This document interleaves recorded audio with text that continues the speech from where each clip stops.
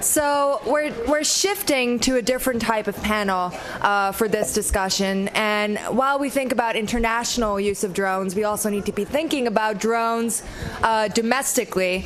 And I'm really excited that the moderator for this panel is David Swanson. Unfortunately, Abby couldn't make it. David Swanson is a force to be reckoned with. He is a prolific author of articles and books. And while he works very hard on local resolutions, and I'm sure he'll talk about having worked on passing one in his own hometown, he also thinks about the bigger picture and what it means to build an anti-war movement, which he'll also be talking about in a workshop. So I'm going to let him introduce the great panel, but I wanted to give a shout out to Professor Joe Nevins from Vassar, where I went to school, and I would never have known what Code Pink was if he hadn't sent me an email about them looking for a drone campaign coordinator. So thank you. We sure are glad he did. All right. So David Swanson. So this is the panel on the domestic state of drones, on this horrible, horrible idea coming back home to bite us, as they tend to do. And they are scheduled to fill our skies, and they are being used to surveil and to threaten and to limit our First Amendment activities. There are police departments with armed drones. My favorite story is of the sheriff in Texas showing off his new drone for the media and promptly crashing it into his armored car, thereby proving that he needed the armored car. It's nutty at this point, but it's going to be deadly serious, and it's going to come back in every way if we don't stop it, and the model for it is what we've seen abroad, and we need to educate people back home about that, and educate ourselves about the types of abuses brewing here at home. So we have 4 speakers. I'm going to be one of them. Our first speaker is Amie Stepanovich. She is the director of EPIC's Domestic Surveillance Project. She has testified in Congress on drone surveillance, on which she is an expert, and she is here to share her expertise with us. Amie Stepanovich. You can come up here or stay there, whatever. I'll stay here. It's a little more conversational. I actually feel really out of place. I really wanted to wear pink today, and I looked in my closet, and I own nothing that is pink. So I had to go with orange, so I'm really sorry. So I hope everybody is now adequately caffeinated and ready to start back up. My name is Amie Stepanovich, and I'm the director of the Domestic Surveillance Project at the Electronic Privacy Information Center, or EPIC. Thank you. EPIC's a nonprofit organization. We're located right here in Washington, D.C. We were founded in 1994, and our mission is to focus public attention, so all of you, on emerging issues in privacy and civil liberties and technology. So drones, which is why I'm here. I have a few things I'm going to talk about today, and I'm really actually looking forward to all of your questions so we can really engage in this at the end and hearing my co-panelists talk. But when you think about myself as a privacy attorney, I get all the time, I get asked, what is the privacy risk for drones in the United States? Don't we already have cameras? Don't we already have cell phones? Doesn't Google already know everything about you? These are questions that are generally posed to me, and I continually tell people that no, drones actually are a game changer for surveillance in the United States. The drone industry likes to make 2 very competing claims. They first say that drones are exactly like airplanes. Drones are airplanes with cameras, so they don't need additional regulation. But 5 seconds later, what they'll say is drones revolutionize airspace, and we really need them here in the United States because they're totally different. And I don't think you can make those claims back to back and recognize that they are based on different premises. So why are drones not like planes? Well, drones are built around surveillance. They come with cameras. They come standard with high-definition cameras that are used to pilot them. You cannot have a drone if you don't have a camera. You can't say the same about airplanes. So drones' very reason for existing is to conduct surveillance. which makes them very, very good platforms for surveillance technologies. And you're seeing in the United States that we're exploring and developing and deploying drones with some of the most advanced surveillance technologies that are available on the market and that aren't even on the market yet. Things like gigapixel cameras, which were developed by the Department of Defense, which can observe an entire city all the way down to a 3-inch blade of grass. That's how far they can zoom in with relative clarity, which is amazing. That's 100 times more powerful than I'm guessing the most powerful camera anybody in this room has ever used. They can have terahertz technology. This can detect what you're carrying when you walk down the street. It's basically an electronic frisk. You get scanned with it, and they tell you what you have on you. This is being developed to be deployed on drones. Facial recognition technology, automated license plate readers, thermal imaging. Just really, if you can name a surveillance technology, they're looking at putting it on drones to be used in the United States. This is more troubling because there is absolutely no transparency about how drones are currently used in the United States. And I'll go in a second into what that means.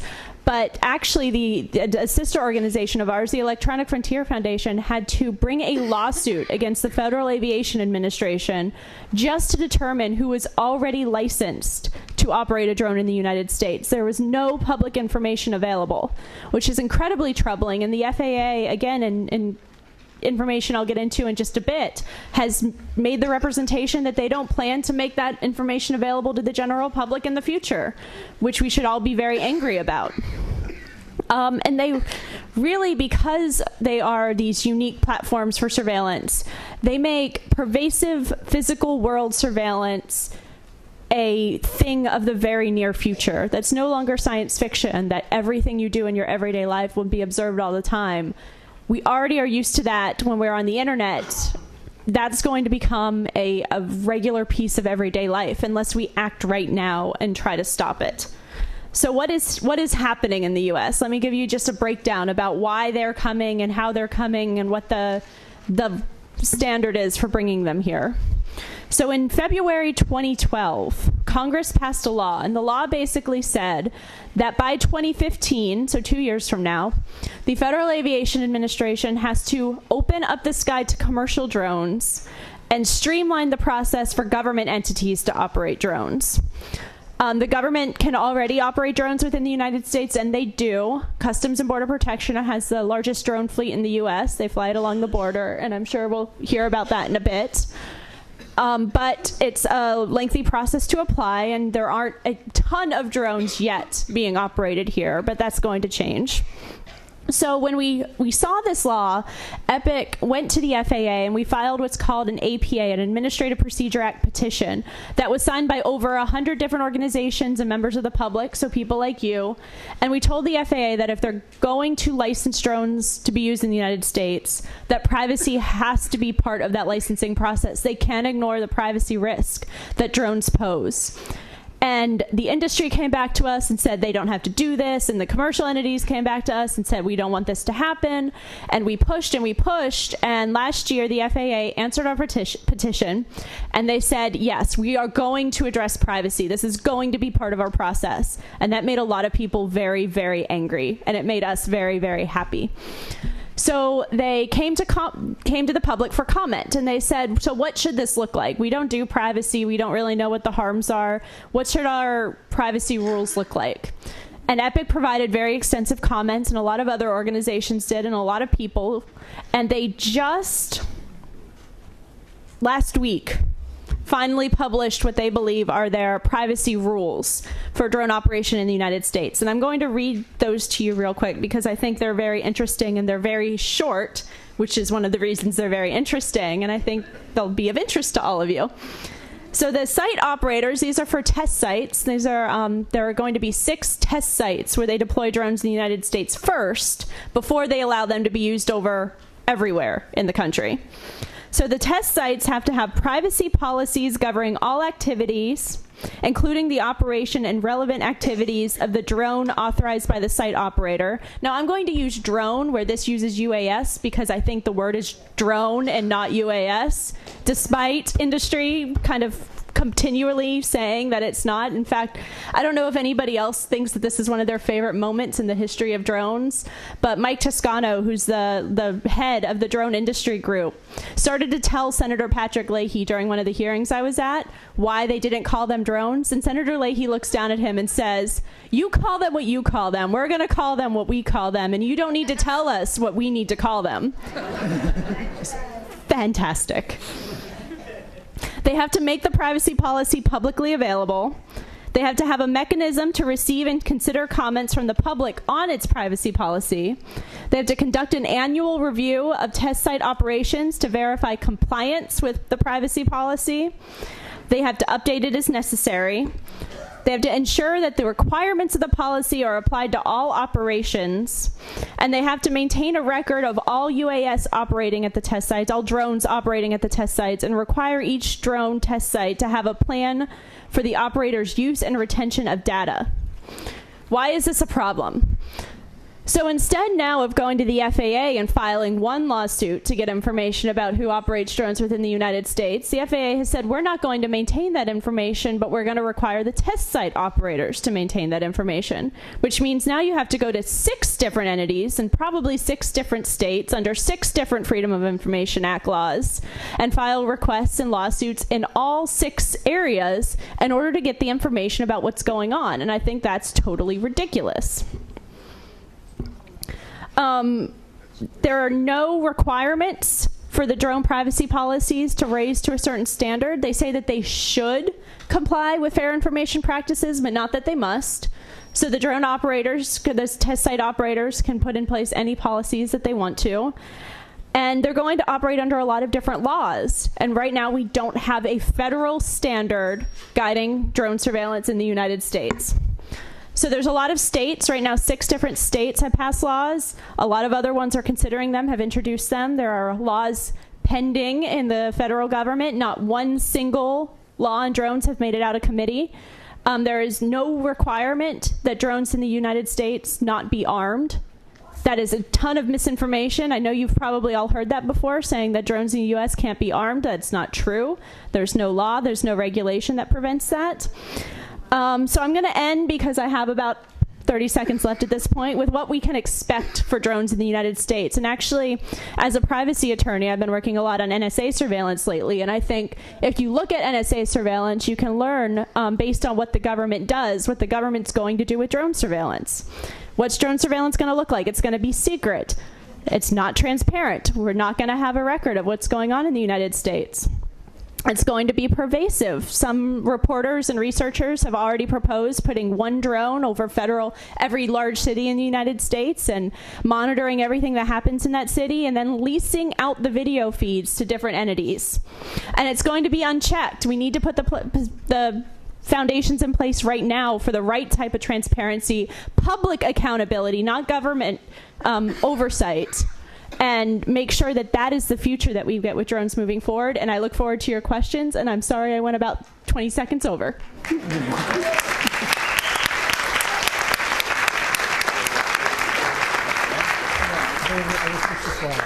Okay, yeah, do that. Can you fix this?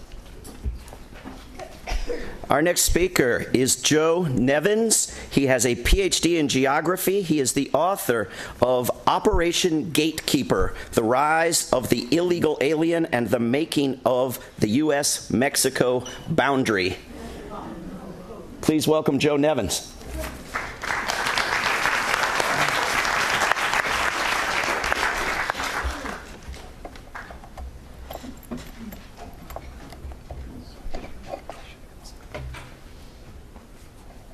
There we go. Okay. All right, good afternoon, everyone. First, I'd like to thank Noel Meir and Medea Benjamin for inviting me to speak today. And I'd also like to thank all the code pinkos. I'm one of those people that think being a pinko is generally a really good thing. But for their really inspiring work over the years, it helps to energize people like myself and move us from our positions of comfort and sometimes fear to speak out and to act out a lot more. So please keep it up. Okay. Not too long ago, an anthropologist who teaches at the University of Texas, El Paso, by the name of Josiah Heyman, he wrote an article about the growing immigration and boundary enforcement apparatus in the U.S. Southwest. And this is what he said. He said that apparatus, and this is a quote, had militarized border society where more and more people either work for the watchers or are watched by the state. Okay. He went on to say that the effect of all this was the production of what he called a society comprised substantially of police and thieves. Now, when Heyman wrote these words, it was about 15 years ago. Bill Clinton was in power. You remember him? Good. I must say it's kind of scary, the prospect of Bill Clinton being the first spouse, right? Right. Anyway, save that for another day. When Clinton was in power, right, his administration was expanding the apparatus of control and exclusion in the borderlands at an unprecedented scope and pace. The size of the U.S. Border Patrol, when Heyman wrote those words, was 8,000 agents. Today, it stands at about 22,000 agents. Now, financially, this, of course, is very expensive.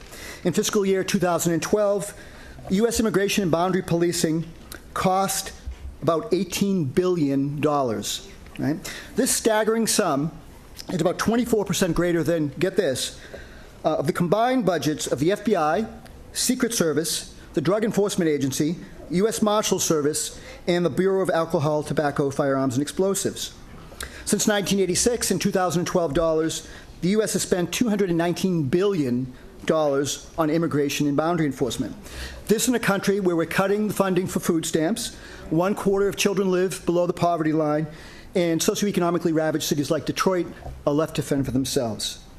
Now, if the Senate's version of what's called comprehensive immigration reform passes, it will require an almost doubling of the U.S. Border Patrol to 40,000 agents. It also obligates the federal government to complete 700 miles of what's euphemistically called fencing along the U.S.-Mexico divide.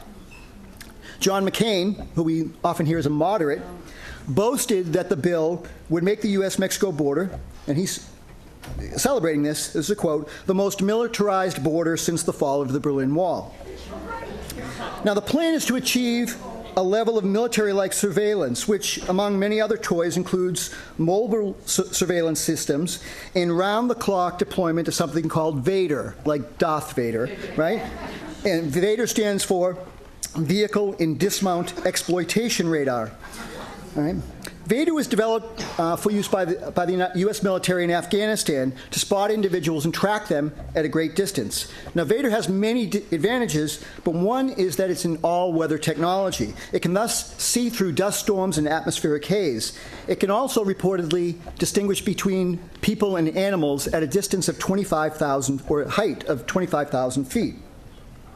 And here's where drones come in, right? VADERs are mounted on these CBP aerial drones. They're produced by Atomic General, Predator Bs, and they've been part of the surveillance toolkit of the Department of Homeland Security in the borderlands for about the last 10 years. Right now, DHS has 10 drones, 6 in the U.S.-Mexico borderlands, 2 in the Gulf of Mexico and the Caribbean, and 2 in the Northwest along the U.S.-Canada boundary. And plans are to rapidly expand this fleet, adding between 14 and 18 drones in the next few years. The goal is to have 24-hour, 7-day-a-week surveillance in the borderlands and around the perimeter of the United States by 2016. Now, according to a report by the Department of Homeland Security's own Inspector General, U.S. Customs and Border Protection has deployed its drones only 1/3 of the time they were available due to shortages of qualified staff, limitations imposed by airspace regulators, and other matters. At the same time, according to the Inspector General, these drones have yielded relatively little concrete benefit in terms of policing. So why worry about them? All right, I want to talk about 3 reasons. The first has to do with the nature of technology, or the slippery slope nature of technology. Now, many people have pointed this out, but perhaps most famously, Langdon Winter. And what he's argued is that technology frequently takes on a life of its own and takes us to places where few of us would anticipate. In this regard, technology can serve to drive policy rather than vice versa. So, to the extent that the drones aren't being used sufficiently because of a lack of personnel, the existence of more drones becomes a reason for hiring of more people, thus growing the apparatus of control even further. Along a similar vein, as the technology becomes normalized, it enables the previously unthinkable. So, the Electronic Frontier Foundation obtained through a FOIA request a 2010 Department of Homeland Security report, and they learned, as was alluded to earlier, that the Customs and Border Protection is recommending arming its drones, and this is a quote, with non-lethal weapons designed to immobilize TOIs. TOIs stand for targets of interest. Now, this led to an uproar in the press and the public, so the Border Patrol responded by saying, quote, "We have no plans to arm unarmed aircraft systems with non-lethal weapons of any kind." Now, such words are hardly reassuring, given that the apparent pressures within the CBP to weaponize drones, and the fact that the Border Patrol's statement ends by noting, here's another quote, "Current unmanned aircraft systems were designed with the ability to add new surveillance capabilities, accommodate technological developments, and ensure that our systems are equipped with the most advanced resources available." In other words, all options are open. This includes flying micro-UAVs such as the Honeywell Tarantula Hawk, pictured here, or handheld ones that are currently being developed, right, that can fly through open windows and navigate rooms of a building. These are being developed at the University of Arizona's Department of Aerospace and Mechanical Engineering. Now, these aren't in the field yet, but this is part of the conversation. Now, this is especially worrisome given that what appears to be the pending confirmation of Jay Johnson as Obama's new Secretary of Homeland Security. Now, he's considered to be one of the more liberal members of the Obama National Security Team. Nonetheless, in addition to what Medea mentioned earlier, that he claimed that Martin Luther King would support the current war in Afghanistan, he's also likened the U.S. military's present-day activities to the work of the Good Samaritans of biblical fame, right? You can look it up on this. It was the Martin Luther King Day speech at the Pentagon. Look it up, okay? Now, given this, I wouldn't be too surprised if in the near future we hear that the U.S. Border Patrol does the work of Gandhi, St. Francis of Assisi, and a combination of Buddha, Muhammad, and Jesus, right? As a way of justifying a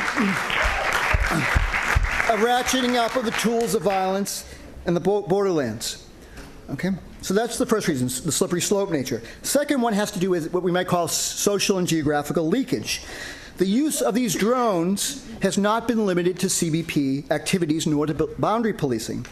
The Electronic Frontier Foundation has found that CBP drones are increasingly being used on behalf of other agencies, such as the Coast Guard, the Texas Department of Public Safety, and the FBI. In 2012, this happened 250 times. Quoting from the EFF, these missions range from specific drug-related investigations, searches for missing persons, border crossings, fishing violations, to general surveillance imagery and aerial reconnaissance of a given location. So obviously, for reasons of privacy and civil rights, this is of grave concern. The third reason is perhaps the most important one, and this is that these drones represent a ratcheting up what is effectively a war on migrants. But it's migrants of a very particular sort.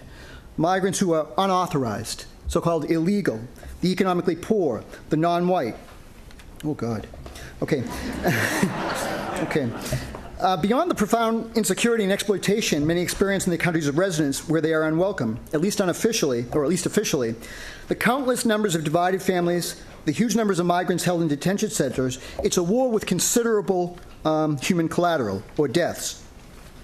In the U.S.-Mexico borderlands, between 6,000 to 7,000 bodies or sets of human remains have been recovered since the mid-1990s, about one corpse per day. Along the perimeter of Europe, the death toll is markedly higher. Over the last 2 decades, last 25 years, according to the International Organization of Migration, somewhere between 25,000 migrants have died trying to traverse the Mediterranean. Okay.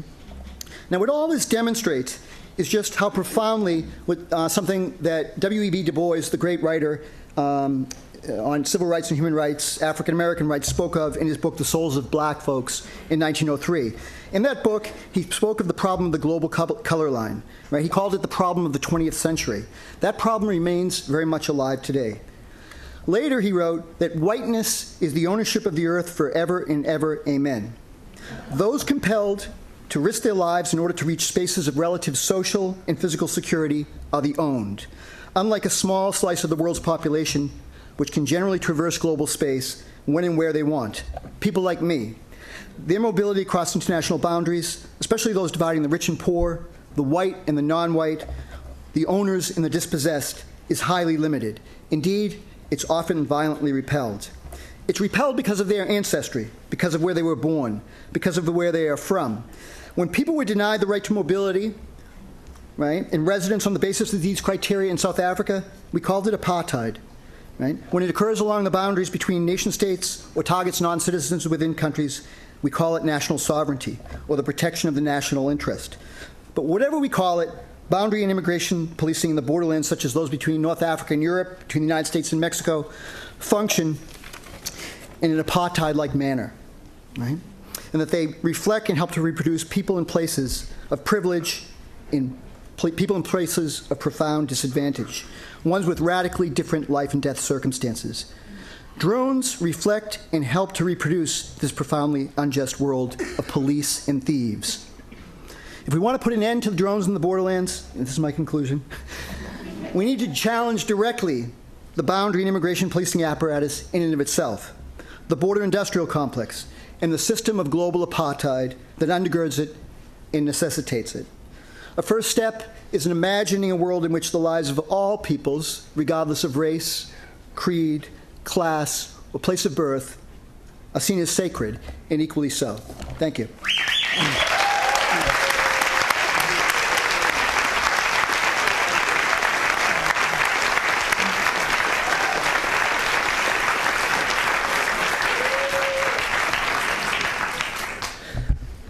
My name again is David Swanson, and I'm a speaker here as well as a moderator. And it occurs to me that if this idea of sending flying killer robots over people's houses and traumatizing them and murdering them had been proposed in this country a generation ago, or had been developed now by some other country other than ours, it would be universally condemned as immoral, illegal, outrageous, and unacceptable. And I think we can get there. And I think the polls are moving in that direction. And as we deal with the domestic issue, we find greater support. People don't want to be spied on themselves. People don't want to be targeted themselves with weaponry, lethal or otherwise. And when they asked us about the missiles into Syria, when they stopped and said, what do you think, Congress? What do you think, the people of the United States? Congress members in both houses, both parties said we heard from more people than ever, more passionately than ever, more one-sided than ever, and they had to listen to us. But they don't ask us about the missiles from the drones into Yemen, into Pakistan. And so public opinion may be better than we imagine if we figure out a way to get asked and to stop and think and look at the information and make a decision. And so how do we manage to say it's not too late to ban this monstrosity? You don't have to let a weapon continue once it's been used. You don't have to ban just the automated drones. You can ban weaponized drones, which is a website I work for, banweaponizedrones.org. Go there. How do we raise our voices effectively? Well, the one tool that I was asked to speak about here today is getting your city, your county, your town, your state to speak up. And this is a role that localities and states have always had in the United States on federal issues, on national and foreign affairs issues. There's a handout that should be going around, and it was on the table earlier, and it looks like this, and it has information on what's been passed in 4 cities and 7 states. There's an 8th state I didn't put on there, but you can find, there's links there to all the information. But in the rules for the House of Representatives and the Senate, there is information on how localities and states can bring petitions and demands to the Congress, as well as localities bringing demands to their state legislatures. This happens all the time. State and local officials swear an oath to the Constitution, to uphold the Constitution. Well, this is what we're talking about. The Congressional Research Service says that drones are not compatible with the 4th Amendment. How could they be? How could constant videotape of every move we make be compatible with the 4th Amendment? How can we have First Amendment rights if there are buzzing robots over our protest events threatening us and scaring people away. So this is upholding the Constitution. There is also, of course, a long-standing tradition going back to endless movements, successful and unsuccessful, the abolition of slavery on down, petitioning Congress in this manner. It is much more effective to have your city say to the world, stop this criminality, than for you and your friends to say it individually.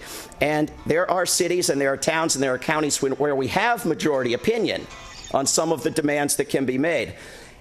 And it is very easy to look like you have majority opinion, because when you take 100 people into a city council meeting and you got your item on the agenda and you got there early and signed up for all the speaking slots and you dominate that meeting and you talk to the other groups that are there beforehand for other issues and you get them on board, and you've got the people who are against spying and the people who are against killing and the people who are against racial targeting and targeting of activists, and you've got everybody, and you say, stand up if you're with us.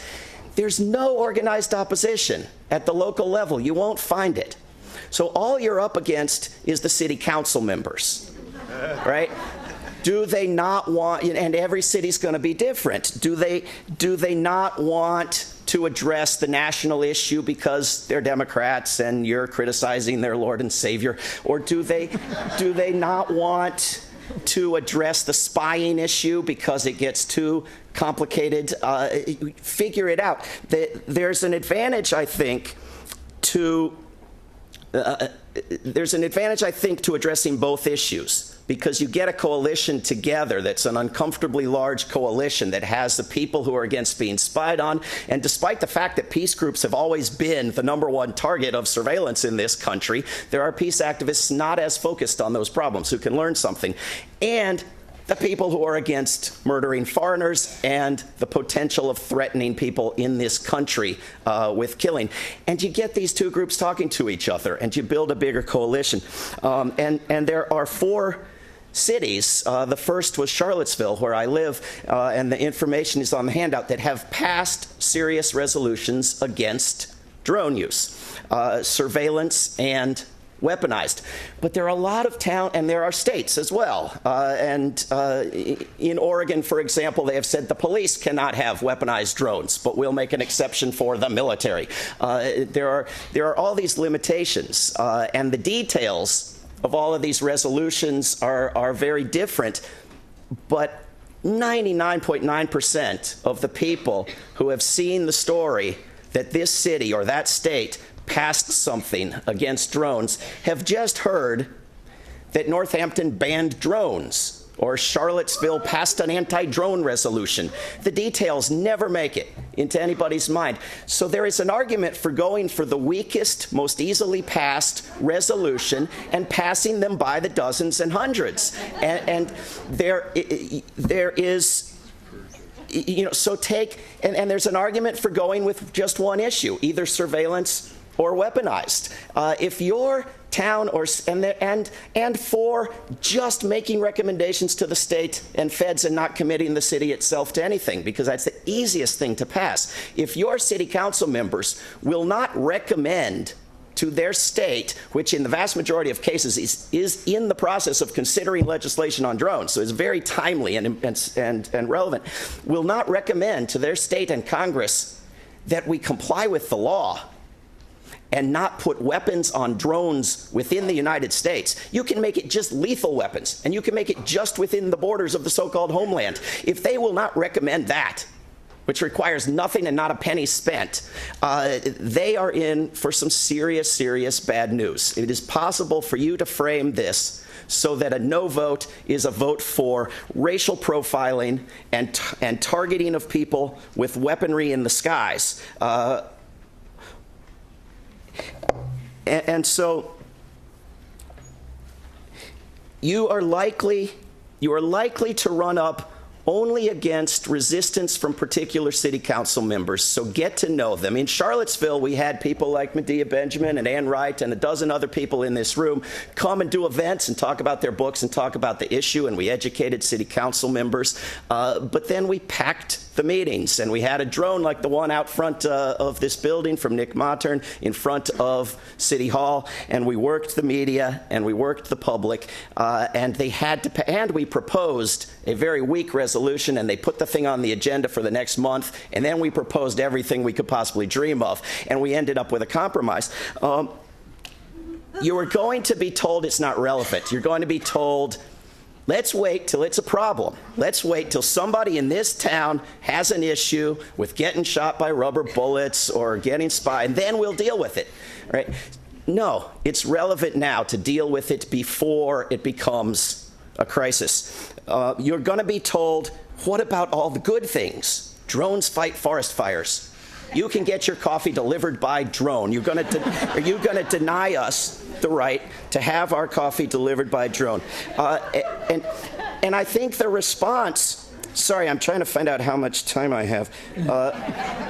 Well, I'll just finish quick. I think the proper response is, look, first, you ban technology that violates our constitutional rights, and then you figure out exceptions that don't, rather than the reverse of this out-of-control proliferation of a dangerous technology, and then we try to ban particular outrages. That's not going to work. You're going to be told it's not timely. You show them that it is.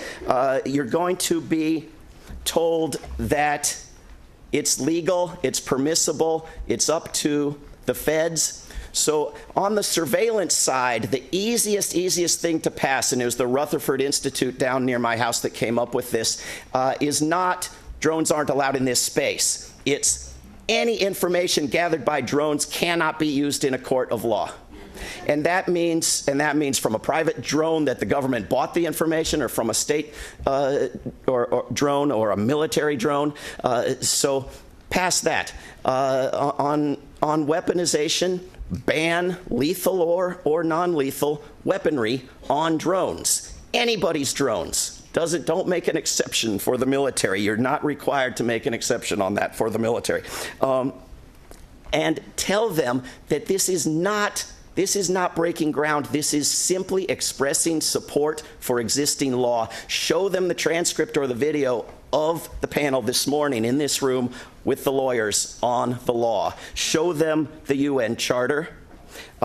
Show them that Congressman Grayson successfully passed in the last funding bill for so-called Homeland Security Department a ban on purchasing or acquiring weaponized drones. If we can do that again every year for that department, and then do it for all the other departments, and do it for abroad as well as back home, we'll be set. Ban the weaponized drones. Thank you.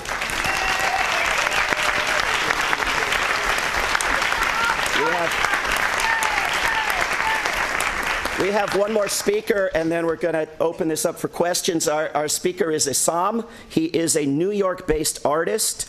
His work is informed by his experience in the U.S. Army, and his work has been in numerous publications, various television networks, and above all, the streets of New York City. Essam.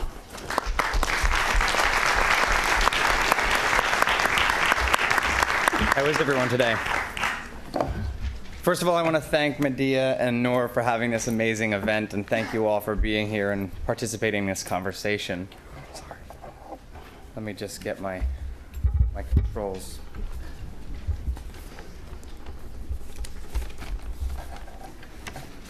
I'm going to talk about drones, obviously. I think that's... I'm going to talk about myself, and I'm also going to hopefully inspire some answers to the question that's been asked a lot today about how we can get younger people and other people that are less informed and less aware than ourselves in this room to participate. And I'm hopefully going to do that through my story. This here is a quote from Mark Twain that got me thinking about who I am as an American and what my role is in this society and what patriotism is. I think we can all, I consider myself a patriot. Does everybody in this room? Does anybody consider themselves patriotic? No. Patriotism is an interesting term, right? Because not only do we think of ourselves as patriots, but Fox News watchers probably think themselves as patriots too. And they're the people that are all about the drone and murdering people in the Middle East. my story sort of begins when I made the decision to join the military in order to go to art school. I went to school at the School of Visual Arts. I know, crazy paradox, right? I went to school for photography at SVA, and when I joined the military, in order to do that, I needed that financial assistance, and I went into that economic sort of slavery that the military is based on, that system. And I deployed to Iraq, and of course, when I joined, I took this oath to defend the Constitution and protect it against all enemies, foreign, domestic, blah, blah, blah, which didn't really mean anything to me at the time. I was 18 years old. I was just trying to get my school paid for. I go to Iraq, and I realize that we're not actually defending the Constitution, or we don't have a relationship with that document really in any way, shape, or form. It's sort of, like our involvement in these countries is largely economical and geopolitical, and it really sort of rocked my world, because at the time when I joined, I was actually kind of into it. I liked playing this army game, And when I realized how devastating what we were doing was to other nations, I made the decision, this is not my bag, and I want to go back to that dream of going to art school. I got out of the military, I moved to New York, and I found that was actually a very intense culture shock. The military is a very right-wing sort of world, like gung-ho people that are overseas, like ready to fight for this country and like really drink the Kool-Aid, right? Whereas New York is a very complacent place, and a place where people are focused on themselves now, in the moment, and really don't have a lot of awareness about what's going on. And many people will argue that, but I found it to be a place where I did not have any sort of allies or anybody to talk to about what was happening in the world. And I just wanted to see what my next cue was. When I was at school and facing that sort of didactic of personalities, I sort of became motivated to become more aware of my surroundings, right? So it forced me to look at sources like Democracy Now!, which I'm sure most of you all pay attention to for information. It also forced me to look at the other side of the spectrum and read places like Lou Rockwell and Counterpunch, and even listen to Fox News and try to form my own opinions about the world and what's going on, and not just regurgitate information that's given to me. In that process, I started to make work as a photographer about what I saw around me as sort of problems in society, sloth and complacency, and this guy's so like in love with his mediocrity, right? American apathy. This was during the Egyptian Revolution. Essam is actually an Egyptian name, and I am half Egyptian, and that's where that comes from.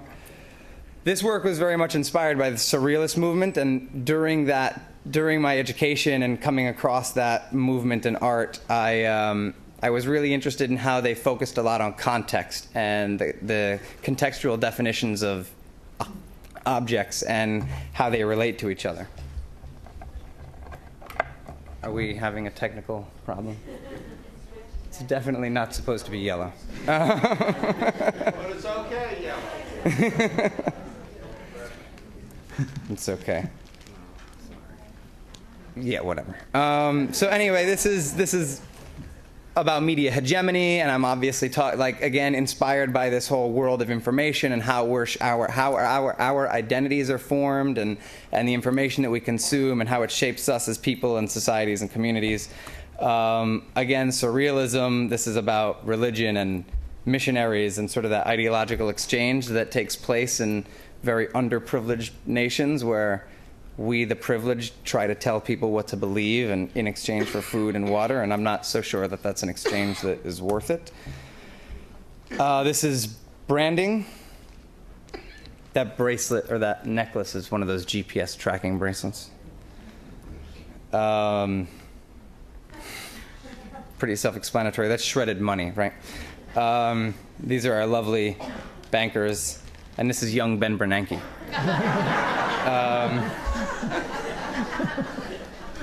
And this I did during the original election in 2008, and Obama's a very charismatic person, right? And I sort of understood why people enjoyed listening to him speak, but it blew me away how people just would listen to anything and just soak it up no matter what was said. And anyway, so I came across some information at some point about drones, and I had obviously known that these existed, right? I was in Iraq in 2003 when they were used in Iraq and Afghanistan, and at the time they were just used for surveillance. When I came to New York, I sort of it left my purview of information until all of a sudden I started hearing murmurs in my weird, obscure sources of information about drones being used domestically. And it sort of terrified me because I knew what was going on at the time, in the Middle East. This is maybe 2010, 2011. And at that time, we were very gung-ho about murdering people in Pakistan and Afghanistan with drones, right? And the idea of this technology coming to this country obviously terrified me, and it seemed to me as a good opportunity to try to create some sort of dialogue about not only that conversation here, but also you can't really have that conversation without having the international conversation as well. So again, back to my art school inspirations, surrealism and context, I decided to use something that we are all influenced greatly by, fear, in order to instill some sort of dialogue in the local population of New York City. And that's when I came up with this street sign campaign where I mocked probably the most mundane and monotonous source of information that you've ever seen, right? And I'm really sorry that you can't read it up there. It's a street sign that says, "Attention, authorized drone strike zone, 8 a.m. to 8 p.m., including Sundays." So I put up about 50 of these around New York City, and I sort of expected this to be a campaign that I'd be working on for a long time, like Banksy, and nothing would ever take place, and for years and years and years. And 20 days after the first one of these went up, the New Yorker called me up, and there was a relationship between one of my professors and a writer at the New Yorker, and they were like, "Listen, we'd really like to do an interview with you. This is a pretty amazing project you're working on." And I'm like, "All right, cool." So I do this interview, and the story spread. This one I put up in front of the UN. This is next to a statue of George Washington. I'm sure he would be happy. And this is a photograph I took of a terrified citizen. In conjunction with each one of these, at the very bottom there, you can see that there's some text in the background. I wanted to go back and think about the founding of this nation and what we all, the sort of myths that we all believe as truths that we as a country live by. And so I did a lot of research on writings of the founding fathers, and I pulled a bunch of quotes, and I started posting them around the city as well, sort of in conjunction with these signs.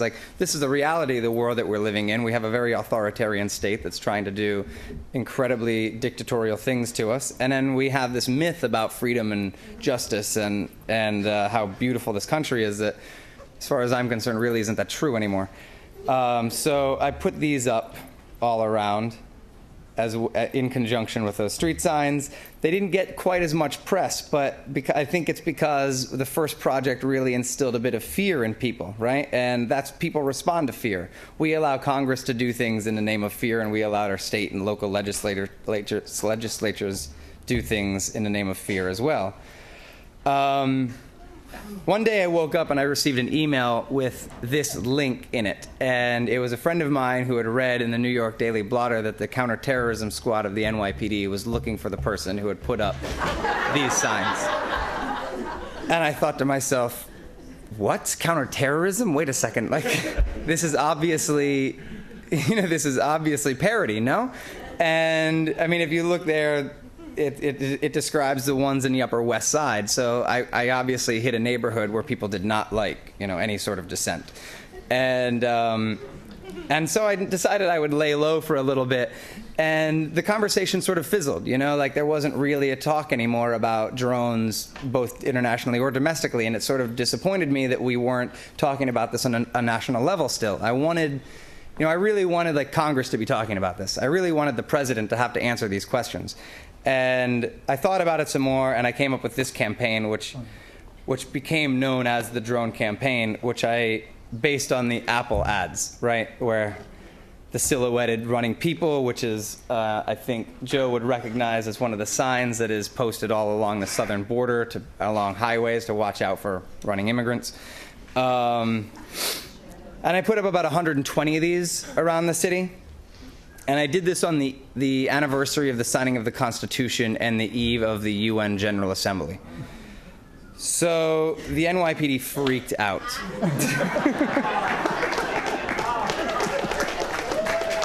They sent a task force around the city to take these down, and because naturally every world leader's in town, I don't think they really don't want, you know, Putin thinking that Bloomberg is just as bad as he.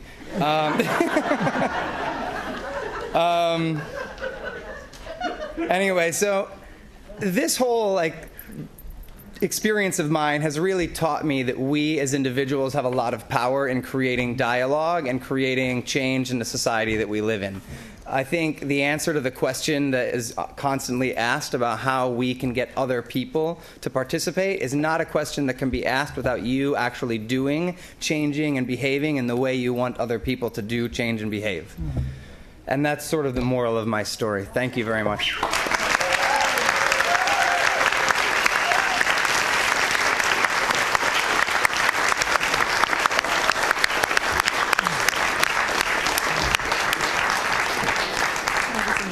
So I said we'd have 20 minutes for questions. We are being allowed 10. So if there are any questions, why don't we take a few questions and then let each panelist answer one or more of them and see if we can answer them all. Hi. I have a couple questions for Amie. When you talked about weaponizing drones, the idea that came to my mind is that the president or people who engage in drones are still responsive to the law in sense of they can't commit murder. But clearly there are exceptions in terms of that the president has killed citizens abroad. So how does that work in terms of keeping response? And tied to that, in England, Theresa May, the Home Secretary, has engaged in the practice of citizenship stripping, in which Secret Service agents have alleged that certain people have engaged in terrorist activities, and a result of that, they no longer have English nationality. Is something similar possible in America, or is some logic similarly applied in cases like Al-Awlaki and Samir Khan? Good questions. Let's get a few more really fast. Yeah, for Amie, a little more about how drones make it worse for privacy, because I think everybody just feel like we're pretty well covered on the violating our privacy front. And you started that, just a little more maybe. For you, David, for state legislatures passing anti-drone legislation, there's a lot of state Air National Guards being converted to Reaper drone control units. What are your thoughts about in proposed legislation for state legislatures to also prohibit the establishment of any armed drone control unit within the state? Good question. Let's try to get a few more. In most of the legislation banning drones, or attempting to, there are provisions made for using a warrant as an exception to this. Now, I guess my opinion is that the drone's scope of vision is so broad that there's no way to really selectively follow anyone, that hundreds of people will be monitored at the same time. And I'd like your thoughts about that. And with respect to the last speaker, the idea that a drone base might get an order of protection against protesters the way it happened in Syracuse, New York, might open a whole field of artistic creativity for you. Speaking of that, Essam.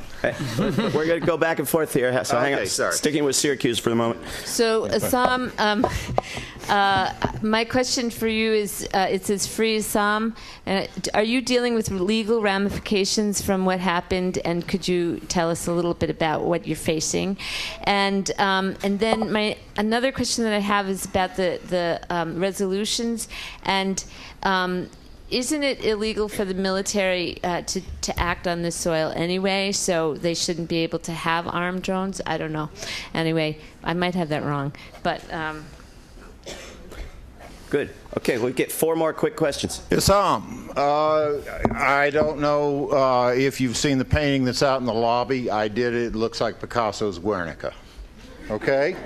I'm organizing a show.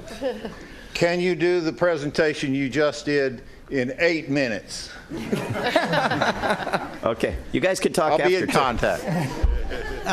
My question is mostly for Amie, but anybody who wants to answer it. I appreciate that we need to use all the tools in our kit of tools to work on these issues. But to me, I'm wondering if sort of asking about privacy rules is related to drones is kind of like asking what the chemical constituents are in the lipstick we're putting on a pig. So if you could address that. Okay, 2 more, super fast.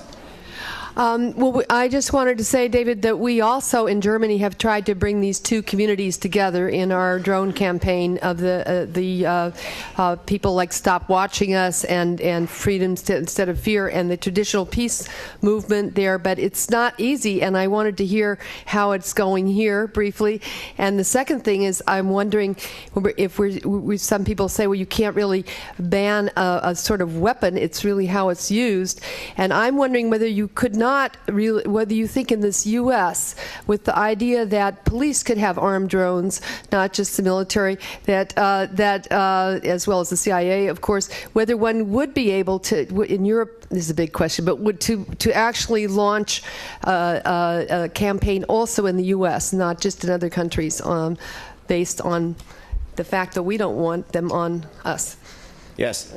Okay, 2 quick things. Fracking, Josh Fox, Gasland 2. He mentioned in that movie that people were being trained using counterinsurgency manuals, anti-terrorism devices to look at our, evil protesters who are trying to ban fracking drones. Give us a question in 10 yeah, seconds. Yeah, I just want your comment to that. And Trans-Pacific Partnership and how that could affect these ordinances that you're working on. Okay, thank you. I'm sorry. We got to stop the questions and we got to get 1-minute answers. Maybe we go in order. Essam, do you want to go first? Yeah, well, my question was for the legal ramifications. Sorry, I had to end quickly, but I was actually arrested in my home. The counterterrorism task force came to my apartment and with a search warrant after they found out who I was. It took them a year, which I pride myself on, but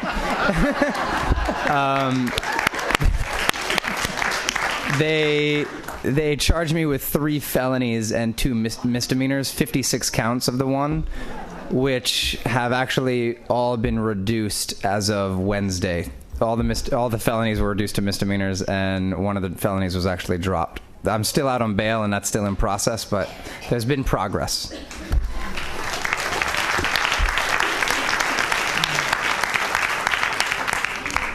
I have 5 things written down, so I'm going to challenge my having gone to law school in New York and talk really, really fast.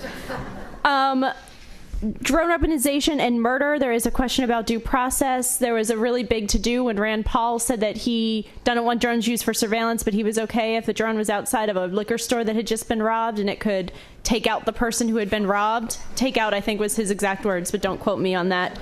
And then he came back later and said, no, everybody misunderstood me. That's not what I meant. There is a question. However, I was also on a panel with somebody who's a police officer who said he really wanted a drone in the town square with a taser on one side and pepper spray on the other side that he can control from his office. So there's also a question about what those limits mean in practice.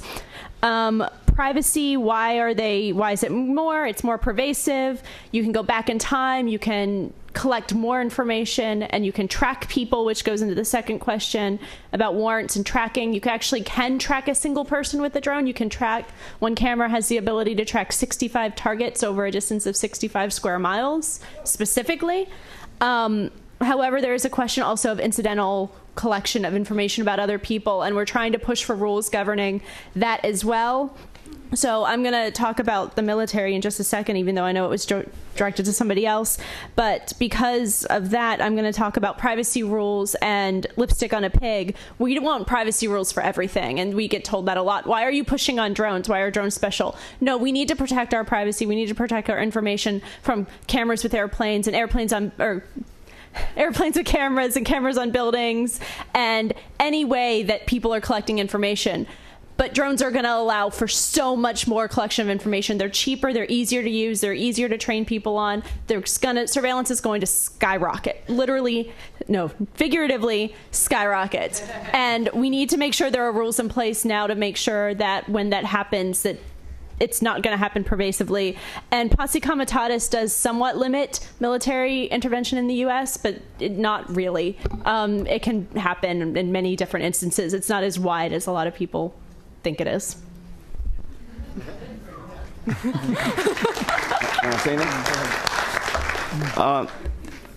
I think one other role that states and localities play in national affairs is not just making recommendations, but making resistance. And so when a state passes a law that says we are not going to enforce any indefinite detention of a U.S. citizen on U.S. soil without any charge or trial, that's resistance to an outrageous federal law. And there can be the same resistance to the use of the U.S. military on U.S. soil and so forth.